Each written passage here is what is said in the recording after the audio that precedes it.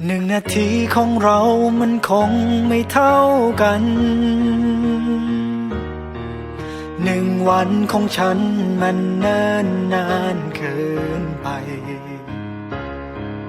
1 เดือนเหมือนมี100 วัน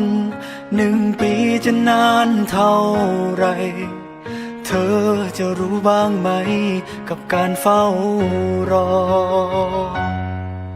อยากให้เธอเคียงข้างกันจับมือฉันเดินก้าวผ่านคืนวันที่มันโหดร้ายเธอคือคนสำคัญที่ทำให้ฉันมีกำลังใจคิดถึงเธอรู้บ้างไหมคนดีฝากความคิดถึงไปกับสายลมช่วยพัดพาช่วยบอกเธอว่าฉันเหงาแทบจะขาดใจคิดถึงเธอเหลือเกินไม่อยากเดินลำพังต่อไปอยากให้เธอเคียงข้างกายผ่านคืนวันที่เหงา